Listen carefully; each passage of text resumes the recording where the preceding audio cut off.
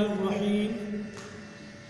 وضو کے متعلق بات چل رہی ہے تو دو احادیث مبارکہ آپ کی خدمت میں پیش کرتا ہوں۔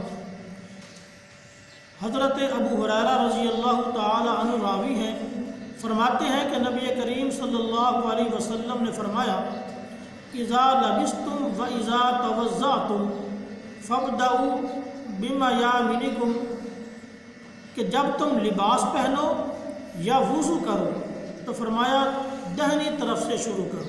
تو اس سے معلوم ہوا کہ جب لباس پہنا جائے یا وضو کیا جائے تو دائیں طرف سے شروع کیا جائے۔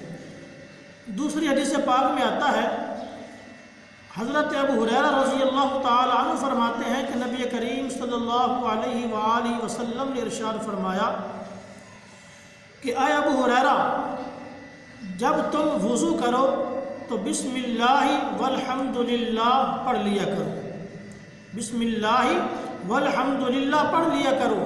اس کا اثر یہ ہوگا کہ جب تک وہ وضو تمہارا باقی رہے گا اس وقت تک فرشتے تمہارے نامہ اعمال میں برابر نیکیاں لکھتے رہیں گے۔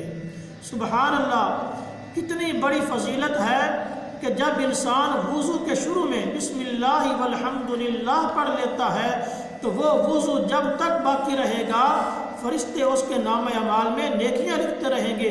اس لیے تمام سامعین سے میری گزارش ہے کہ جب بھی وضو کریں تو شروع میں یہ الفاظ پڑھ لیا کریں تو اس کا بہت فائدہ ہوگا۔ اللہ رب العزت عمل کی توفیق نصیب فرمائے۔ وما علینا الا البلاغ۔